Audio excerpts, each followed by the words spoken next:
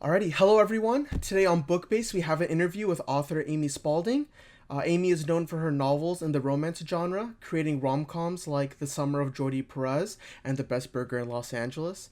And for her consideration, at any point during this interview, if you are curious, please feel free to check out her website and her Instagram, and I'll totally bring it up at the end of the interview as well. But yeah, let's just get started. So Amy, again, thank you so much for being willing to talk to us here on BookBase. And I just want to say I'm a huge fan of the content you've been creating. I looked at your website. I was a little bit of a nerd. I looked through your whole FAQ and everything. And I loved the question where someone asked you, like, when did you ever think about writing? And you talk about how you were a writer ever since you were a child, and that you've always been writing since you were really young. But I really wanted to ask, just to start off, did you always plan on being an author, or did the realization of that path kind of come later in life? No, I think I always wanted to be, as soon as I knew that that was a job, I wanted that to be my job. So, yeah, I always wanted to be an author or some kind of writer. Basically, since I was a kid and I understood that stories were told, like someone was writing those, I was like, that's what I want to be doing. That's awesome. That's awesome. Thank you. And when you were like young, I'm just curious. When you were writing these stories, what type of stories were you even writing? Like as a kid, were you just writing like just little stories of like your childhood friends, or was it like really in depth like fictional worlds that you were just creating? No, Okay. definitely Okay.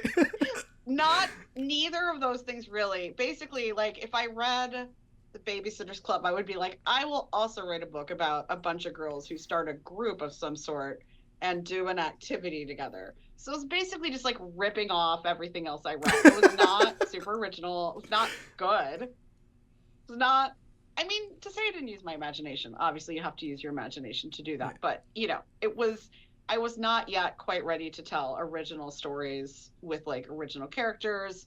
It was very much based on other things. And then I would kind of add my own twist to it. So it took a while longer to start actually doing my own thing. But also I was a little kid. So honestly, Right. that I even did that, I think is probably pretty good. No, that's awesome. I remember when I was young, I would read a lot of Nancy Drew books, like the Hardy Boys. Like I would just love mysteries. And the coolest thing to me growing up was like I can't wait to accidentally find like a body or something, and my friends are like, "Oh, we have to solve this." I'm like, "Yeah, I'm ready. I have my tool set. Like, I'm ready to go." But no, that's Well, awesome. those books make it feel like it could happen any moment, right? Like if Oh you read yeah. a Hardy Boy or Nancy Drew book, you're like, well, obviously people must be finding bodies or they wouldn't write books about it. But it turns out, I think it's rare. Oh, absolutely. Watching Scooby Doo, you're thinking everyone that owns a company at some point is trying to like destroy someone else's business. So I'm looking around, going to your local Walmart, like, where's Scooby? We gotta do something. Yeah, absolutely. No, that's awesome. And going off of what you said on your website as well, I know you did talk about how you specialize in rom-coms because you've tried writing serious books and it's not really your forte, just because you've talked about how you really enjoy writing funny situations because that tends to be your personality and the stuff that you go through in life. But I wanted to ask you, why romance books compared to another fiction or even another genre that has fictional characters, but romance of course focuses on relationships and the connections you make? What made romance so alluring to you as an author? I some of my first YA books were more sort of general YA and some family dramas, and I realized I was always very still interested in writing the romantic relationship, like no matter what the book was about. Like it was always important for me for that to be a subplot. I really liked writing it. I thought it was really fun. I think you get to work out other things in it because relationships are it's a place where a lot of your other issues might come up. So if you're letting a character go through it, like a room, like putting them in a romantic scenario is really a test to go through it. And I was just so just gravitating toward it naturally. So I thought well, I'd like to challenge myself. And I'm like, what if I do it on purpose instead of as a subplot? And so I attempted to write a romantic comedy where that was the goal. And I loved it. It was super fun. And it just really, I don't know, it was where I felt like I got to do a lot of the things I was best at, like getting to do comedy, but also getting to do the swoon, the emotions of romance, but also it lets characters explore a lot of emotion as well, because obviously in a romantic comedy, in order to be in a relationship, you often have to overcome sort of your flaws and let other people in and like become a better person throughout your life, not just in that relationship. And I think that really appeals to me. And it's fun to write it in YA where, the coming of age element, the fact that these are often like first experiences you're having. But during lockdown, I was sort of like stalled on a YA contract. I didn't know like what was going to happen going forward. And I was reading a ton of romance and I thought like, well, I'm also just going to write a book for adults and see what happens. And if it's terrible, I'm locked in my home. Like no one will know. It's fine. Right. And honestly, I loved it. It was so freeing to write for adults and like, there's less of like the pressure to be a role model and to like form these sort of like new ideas and impressions for young people and just get to write about people closer to my age who have their own baggage and experiences. I just found it really, yeah, freeing and fun. So it was a great experience, and I just have sort of been on that path. No, that's amazing. That's amazing. That's really interesting because when I think about writing a romance book or writing anything with romance, I think about the constrictions first, or the restrictions to where you have to work around the guidelines where, okay, you need to have character A, you need to have character B, and you need to have a romance. You need to have also supporting characters that kind of either create obstacles in your path, or you have characters that kind of help build the plot line as to how this relationship develops in the future. But, for you, you're kind of saying the opposite, where for you it's freeing, where you're able to explore a lot more that I think, what you were talking about, other genres don't really touch. Romance does offer that opportunity to talk about the vulnerability, the baggage, and, some other aspects of human life that I would think that other genres wouldn't really be open to touching upon because it can either get messy or maybe it's just another aspect of writing that they don't want to focus on. And romance really allows that platform to where you can talk about, what some people would consider ugly or even embarrassed about in terms of what they're going through. You're kind of talking about it in an open light where it's like, no, like this is normal. This is what we all go through. So this is what I want to write about. And I think that's really awesome. That's really brave. I know that when we first met at the Santa Barbara Reads event, you talked about how you never saw books that related to your experiences and that you wanted to create books that you wanted to hear from like either your people around you or even people like you that are growing up and want to relate to something. There's stories like yours that come out, and I wanted to ask, like, how did that decision come about? Like, I know you talked about how you're writing in COVID, like it doesn't really matter, but was it ever kind of daunting or even scary to kind of like go over the idea that maybe some of your works won't be accepted by the mass majority, or were you always confident that, what, this is who I am, these are my stories, I'm just gonna put it out there? Well, my first four YA novels are actually like straight characters for the most part. And I just, at that time, it felt like that's what people were publishing, that's what people wanted. And I didn't think much about it. But then it started to dawn on me that I really wanted to write at least a queer romance. And that's when I had the idea for Summer of Jordi Perez.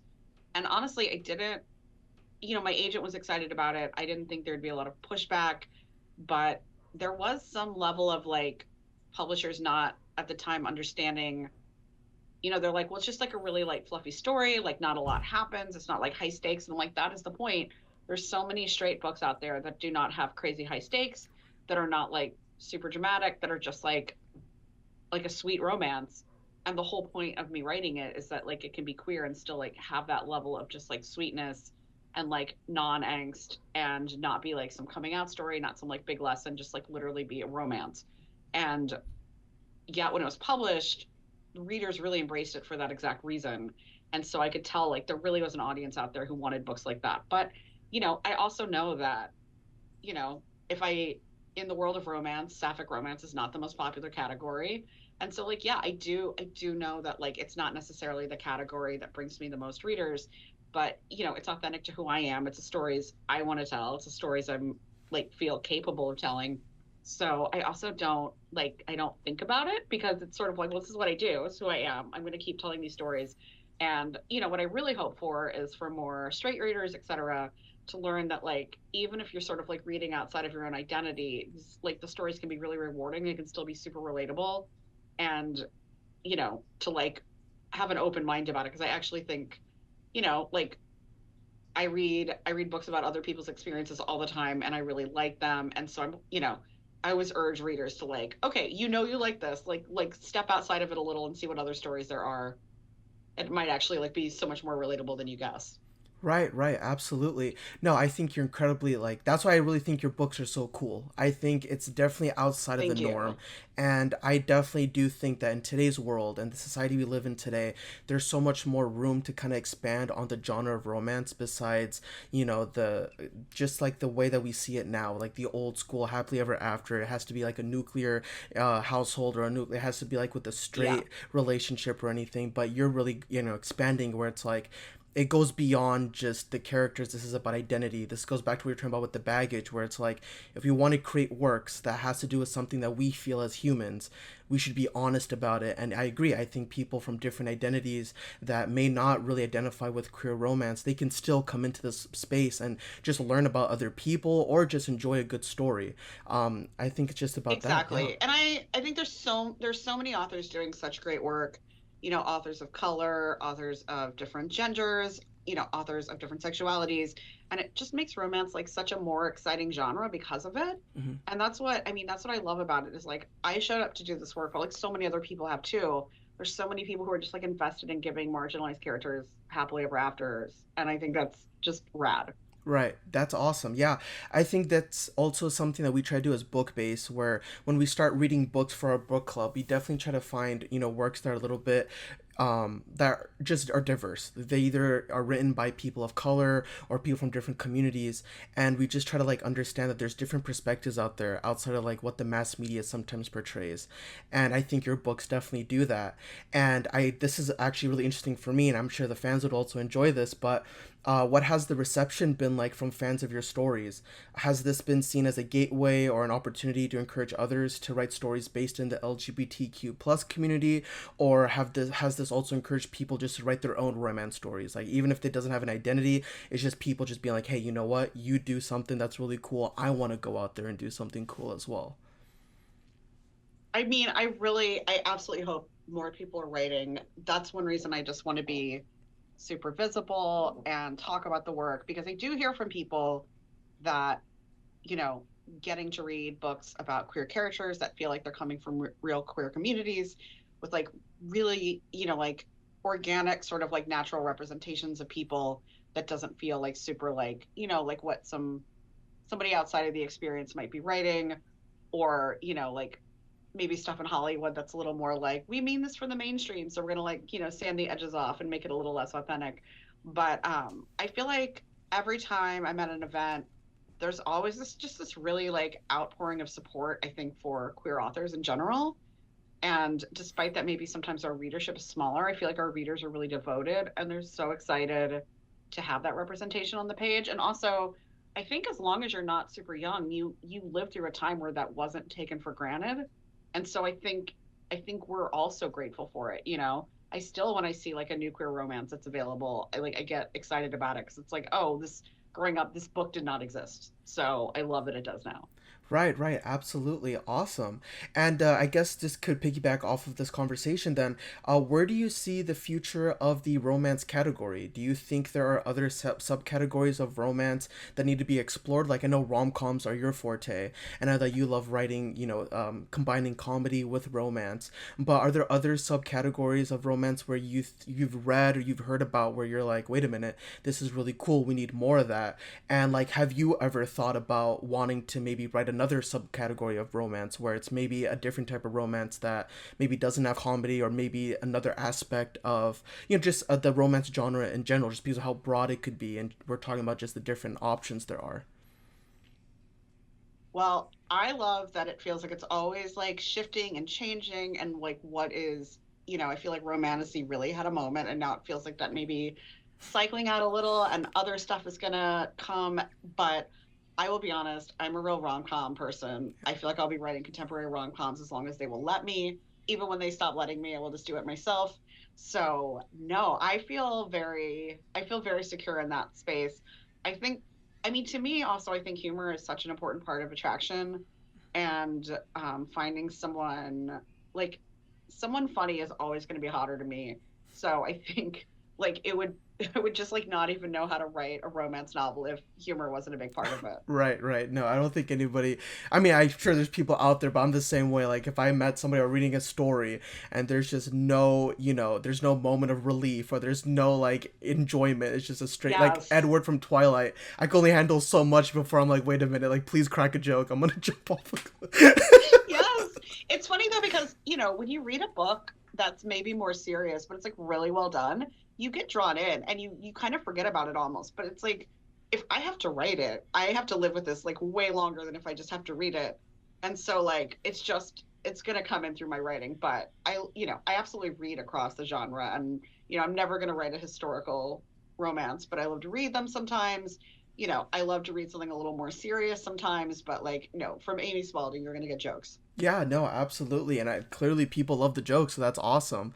I think it's really cool that you know how to define yourself and how you work towards your works and stuff. Because, I mean, this is just coming from my experience. I've worked in the music industry and I've learned about different artists and stuff. And one of the biggest challenges is when somebody kind of tries to stay too general where they're not really able to really find what really works for them and really capitalize on it. And I'm sure it's the same thing for writing, where as you're writing and you're developing your writing style, you're developing how you want to go about creating your characters and stuff.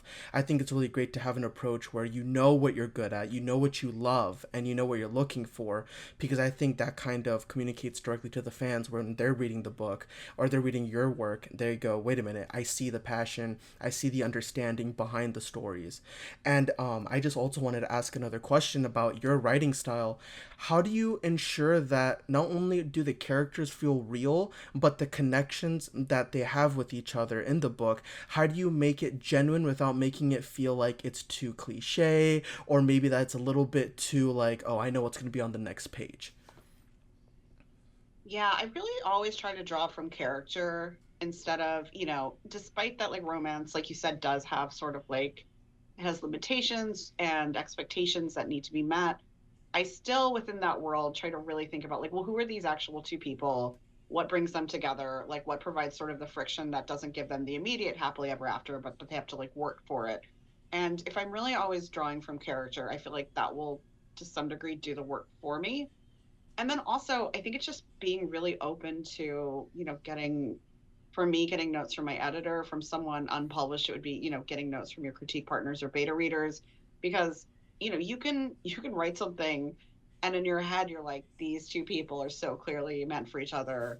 This is so great. And then you get notes. They're like, I don't understand what this connection is. And it's like, okay, I haven't done the work yet. Like I have to like get, like it's in my head, but I clearly didn't get it on the page. So part of that is also I think the editing process and trusting people who are giving you feedback that they can they don't it's not that they have to know why it doesn't work or what to fix it with, but if they can even just flag it and say like I don't buy this connection yet, it's like okay, well then let me keep working at this so that like the things I know about these characters are apparent enough to other people. Right, right, absolutely.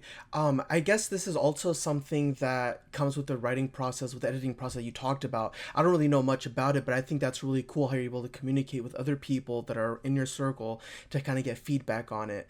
And has there ever been moments where maybe your editor or someone in your circle goes, I don't see the connection, but you're like, no, no, there's a connection. Like, you guys need to hold on.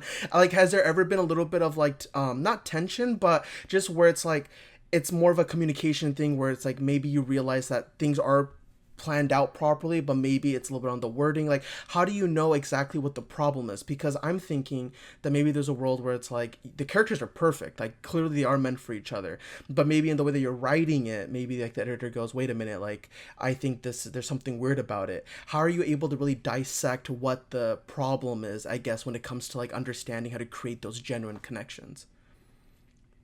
I think if you get good notes, you can look at really what they're saying and like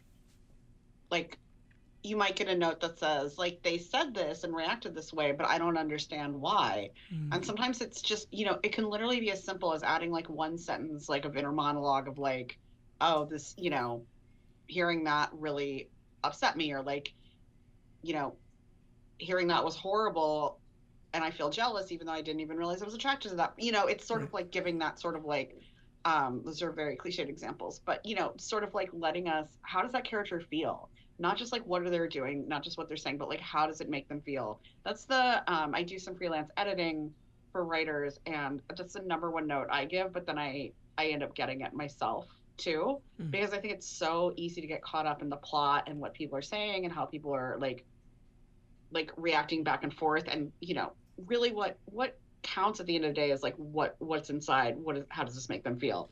And so I Right. think getting back to that and making sure, and it's not always like literally I feel like this, it's like letting us see it through their body language, letting it see like how they react to something, even if they don't realize how they're feeling, how do we let the reader know. And I think just like carving away at that until you get it on the page, I think you will get to where you want. And often if you've built the characters well enough, once you can get those feelings on the page and let someone else see what those are, I feel like then they will see those connections you built.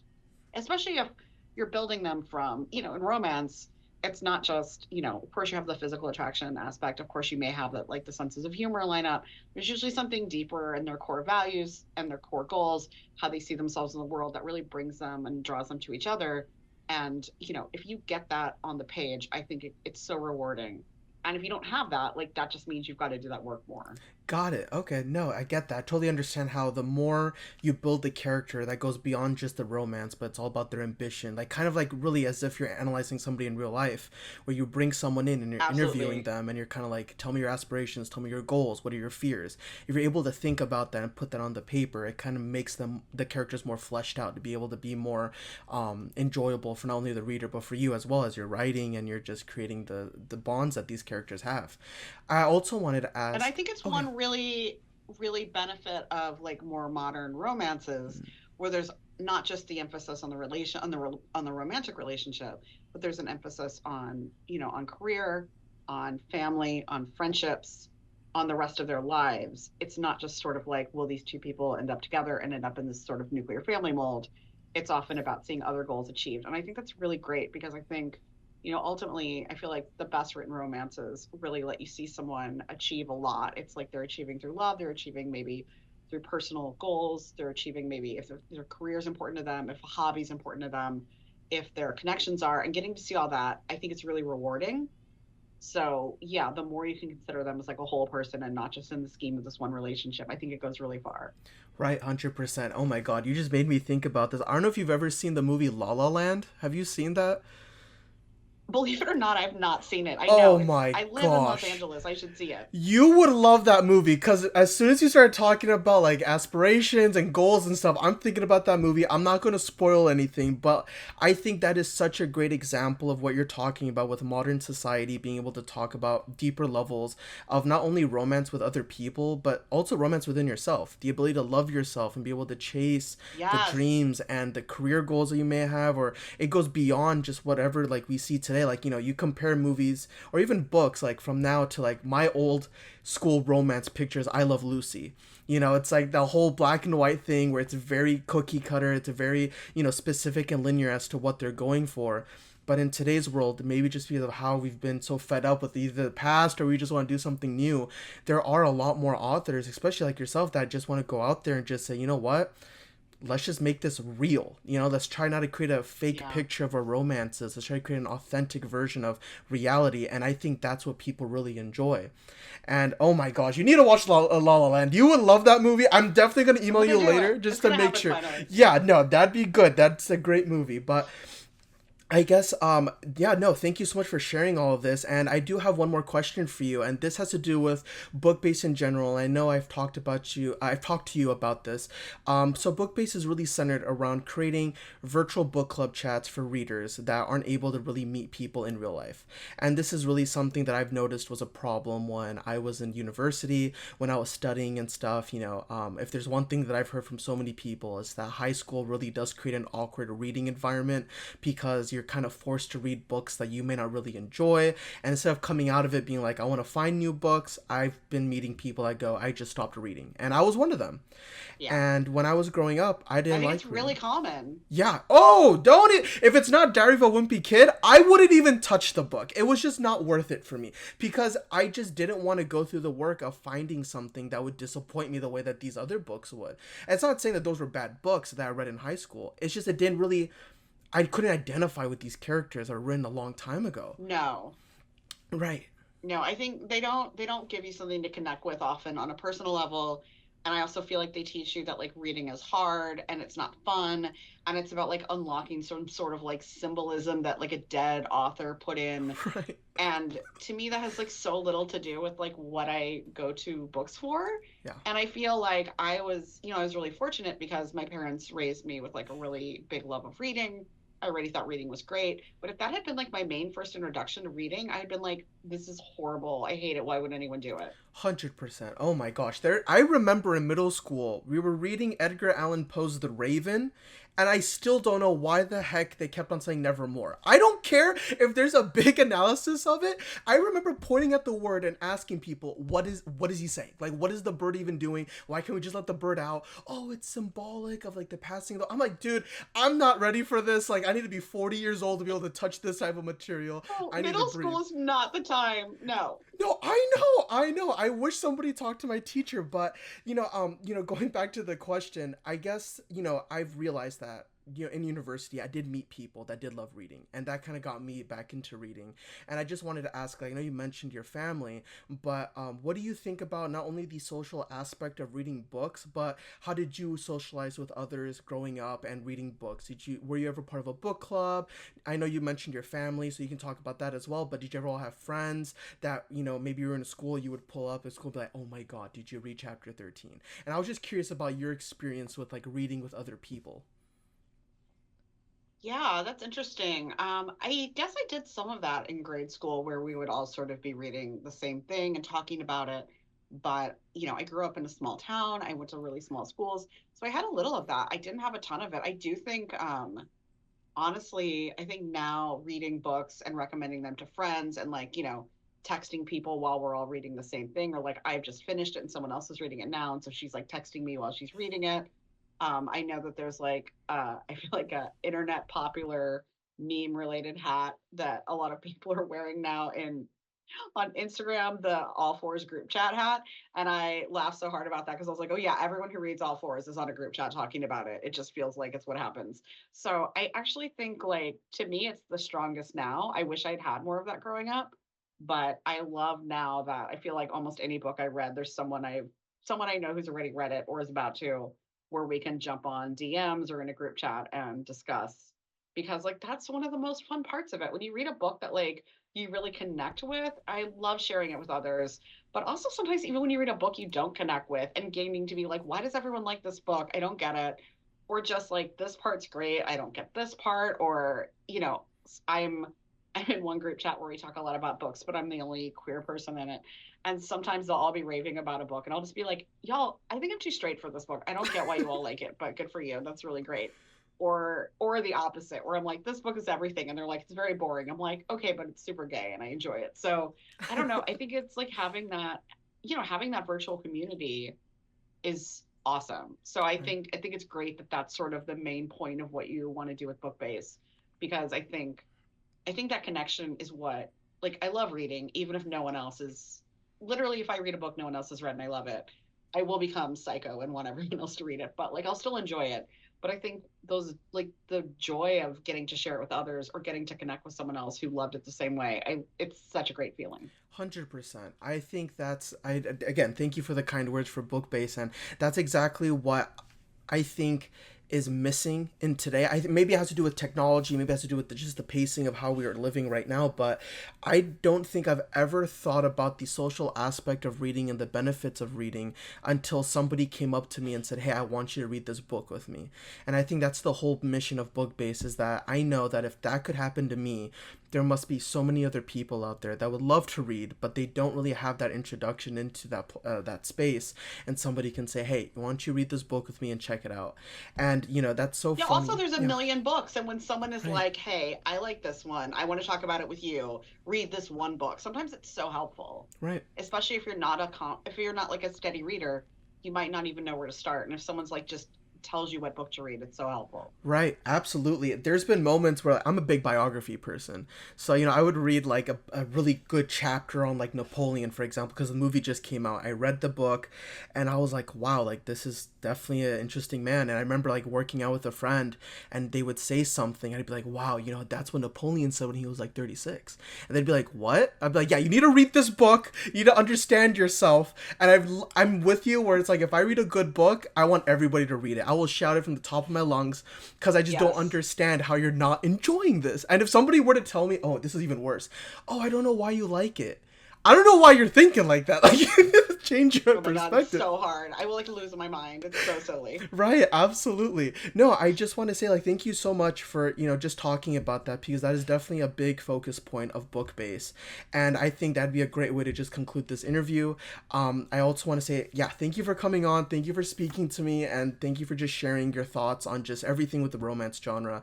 You've definitely expanded my view on the genre in general, but it's also great to know that rom-coms are coming back because in terms of movies at least, I remember in the old 2000s we would have Let's so hope. many good rom-coms.